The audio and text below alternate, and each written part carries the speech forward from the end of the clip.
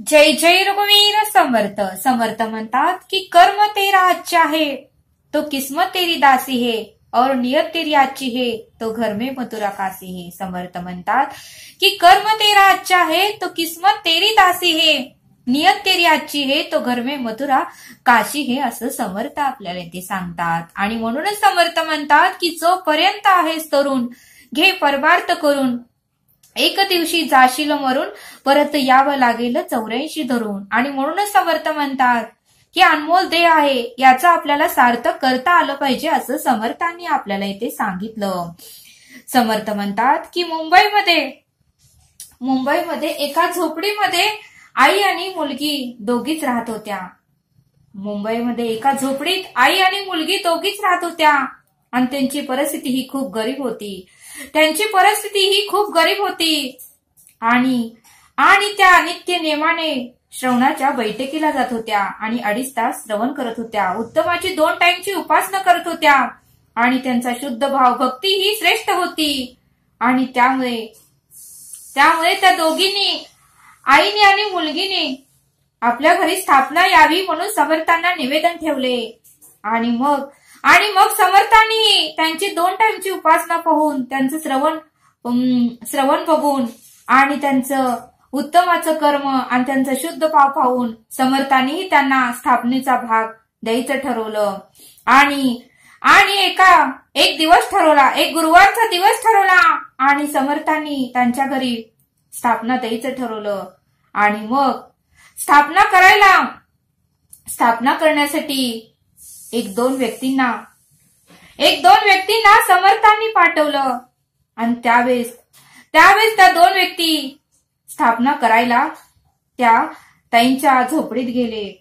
त्यावेळेस त्यांची परिस्थिती एवढी गरीब होती, त्यांची परिस्थिती एवढी नाजूक होती की त्यांच्या घरी गेल्यानंतर, त्यांच्या झोपडीत गेल्यावर मात्र त्यांच्या घरात काहीच नव्हते, त्यांच्या घरामध्ये काहीच नव्हते। त्यावेळेस त्या 2 दासांनी समर्थांना फोन केला आणि समर्थांना सांगितलं की घरामध्ये तांदूळही नाही, सुपारीही नाही, नारळही नाही, काय करायचं? स्थापनेची पूजा कशी करायची? स्थापनेसाठी तांदूळ लागतंय, सुपारी लागते, नारळ लागतंय। त्यावेळेस समर्थ म्हणाले त्यांना की एवढ्यासाठी तुम्ही स्थापना थांबवू नका, आज या दिवशी स्थापना झालीच पाहिजे, कारण त्यांची उत्तमाची उपासना आहे, आठवड्याचं श्रवण ही उत्तमाचं आहे, सत्कर्म आहे, त्यांची भक्ती श्रेष्ठ आहे आणि त्यांना स्थापना द्यायचीच आहे। त्यावेळेस समर्थ त्या दासांना म्हणाले की तुम्ही कशातही अडकू नका, तांदूळ म्हणून तुम्ही माती घ्या, सुपारी म्हणून तुम्ही छोटे दगड घ्या आणि नारळ म्हणून तुम्ही मोठे दगड घ्या। तांदूळ म्हणून तुम्ही माती घ्या, सुपारी म्हणून छोटे दगड घ्या आणि नारळ म्हणून तुम्ही मोठे दगड घ्या, पण त्या ताईंच्या घरातली स्थापना मात्र थांबवू नका, ती स्थापना मात्र आजच झाली पाहिजे। आणि मग त्या 2 दासांनी समर्थांनी जसं सांगितलं तसंच सर्व साहित्य घेतलं आणि त्यांची स्थापना उत्तमाची केली।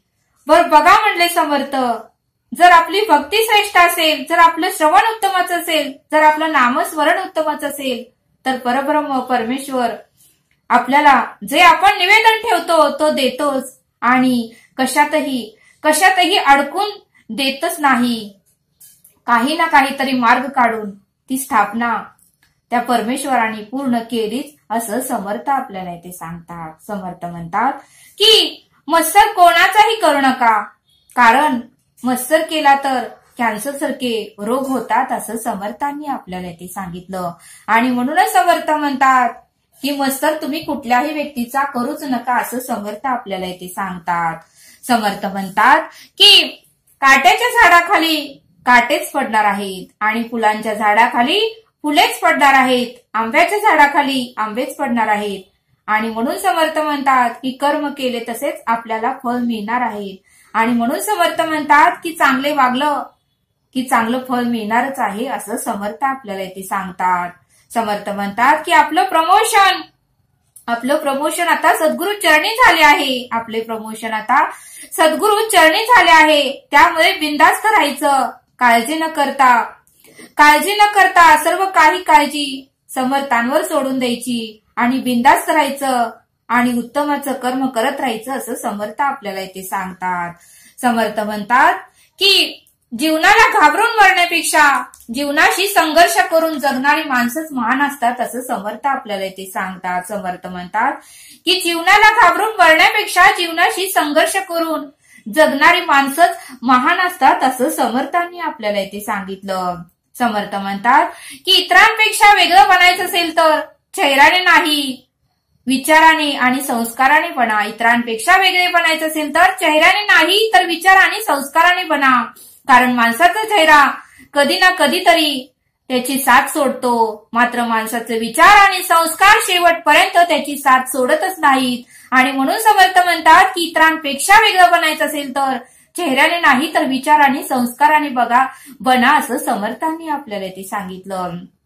समर्थ म्हणतात की ओळख मोठ्या लोकांशी नाही तर नेहमी अडचणीत साथ देणाऱ्यांशी असावी. ओळख ही मोठ्या लोकांशी नसली तरी चालेल, पण आपल्याला अडचणीत ज्याने आपल्याला साथ दिली त्या लोकांशी मात्र नेहमी आपली ओळख असावी असं समर्थांनी आपल्याला ते सांगितलं. समर्थ म्हणतात की जगातील सर्वात मोठी स्पर्धा म्हणजे आपलं आयुष्य. जगातील सर्वात मोठी स्पर्धा म्हणजे आयुष्य. या स्पर्धेत हारणं किंवा जिंकणं महत्वाचं नसतं. या स्पर्धेमध्ये हारणं किंवा जिंकणं महत्वाचं नसतं, तर स्पर्धा संपेपर्यंत हार न मानता लढत राहणं महत्वाचं असतं. तर स्पर्धा संपेपर्यंत हार न मानता लढत राहणं महत्वाचं असतं असं समर्थांनी आपल्याला इथे सांगितलं. समर्थ आपल्याला एक बोध देतात. एकदा बादशाची व बिरबलची चांगलीच मैत्री जमली होती. बादशाह आणि बिरबलचं चांगलं चालत होतं आणि त्यामुळे पुष्कळ त्या दरबारातील लोकांना मात्र बिरबलचा मत्सर करू लागले, बिरबलचा द्वेष करू लागले. आणि त्यांना वाटू लागलं की बादशाह आणि बिरबलची एवढी चांगली मैत्री कशी आहे असं त्यांना सारखं वाईट वाटू लागलं. सारखं बिरबलचा ते द्वेष, मत्सर आणि तिरस्कार करू लागले. आणि एका व्यक्तीने मात्र बिरबलसाठी एक कारस्थान रचलं. बिरबलसाठी एक कारस्थान रचू लागला. आणि त्याने एकदा त्या व्यक्तीने बादशाला मी बिरबलला एक प्रश्न विचारणार असं बादशाला त्या व्यक्तीने सांगितलं. त्यावेळेस बादशाह म्हणाला ठीक आहे, आमचा बिरबल हुशारच आहे. तुमच्या सर्व काही प्रश्नाची उत्तर आमचा बिरबल देईलच. तुम्ही फक्त प्रश्न विचारा. त्यावेळेस ती कारस्थान करणारी व्यक्ती म्हणाली की आता बिरबलची आपण फजितीच करायची. आता ही संधी सोडायची नाही. आणि त्या व्यक्तीने फार हुशारीने त्या बिरबलला प्रश्न विचारला की दिल्लीमध्ये एकूण कावळे किती आहेत? दिल्ली या शहरामध्ये एकूण कावळे किती आहेत ते तुम्ही मला सांगा असं त्या व्यक्तीने बिरबलला प्रश्न विचारला. त्यावेळेस बिरबलही हुशार होता. बिरबल ही चातुर्य होतं. बिरबलानेही चातुर्याने त्या व्यक्तीला प्रश्नाचं उत्तर दिलं. आणि बिरबल म्हणाला की या दिल्लीमध्ये एकूण कावळे 8,250 आहेत. या दिल्लीमध्ये एकूण कावळे 8,250 आहेत. आणि हे उत्तर ऐकून मात्र बादशाला फारच आश्चर्य वाटलं. आणि बादशाह म्हणाला अरे बिरबला एवढे कावळे तू कधी मोजलेस? त्यावेळेस बिरबल बादशाहला म्हणाला की महाराज मी कालच मोजले आणि ते बरोबर 8,250च आहेत. पाहिजे तर तुम्ही मोजून पहा असं बिरबल बादशाहला म्हणाला. त्यावेळेस बादशाह म्हणाला बिरबलाला, आणि बिरबला जर कावळे कमीच भरले तर काय करायचं?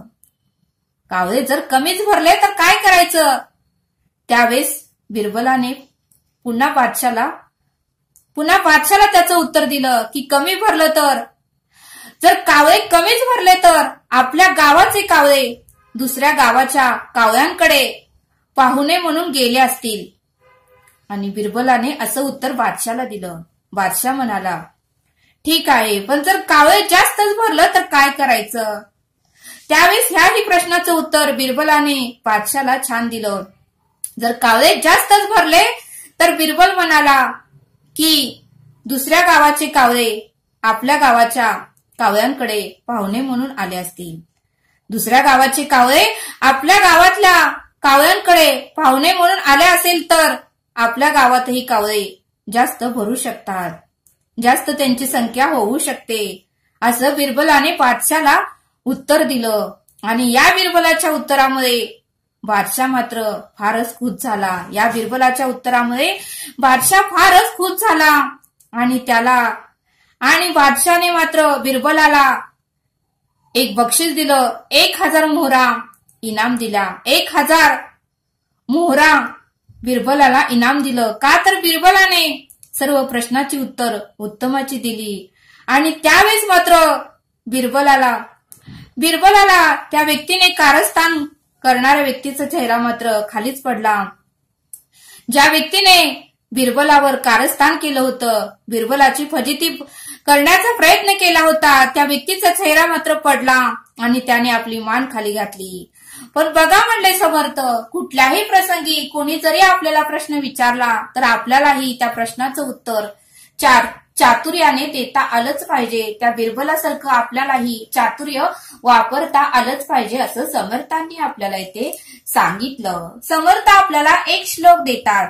दिसे लोचनी ते नसे कल्प कोडी, अकस्मात आकारले काळ मुडी, पुढे सर्व जाहील काही न राहे, मना संत आनंद शोधून पाहे. या श्लोकाचा अर्थ समर्थ सांगतात की आपल्याला डोळ्याने जे काही दिसते त्यातले काहीच कल्पापर्यंत म्हणजेच अनंत काळापर्यंत टिकणारे नाही.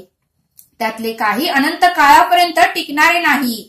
ते सर्व नाश पावणारेच आहे. ते सर्व काही नाश पावणारच आहे. आणि जे काही आकाराला येत आहेत ते काळ जे काही आकाराला येते ते काळ अकस्मात मोडून तोडून नष्ट करतो.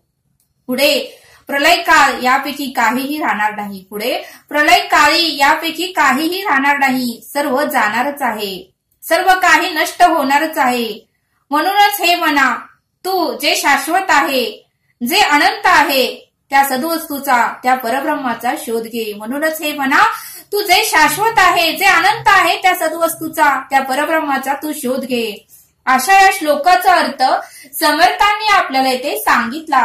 तरी आता आपण येथेच थांबूया. भेटूया पुढील भागात. धन्यवाद. जय सद्गुरु.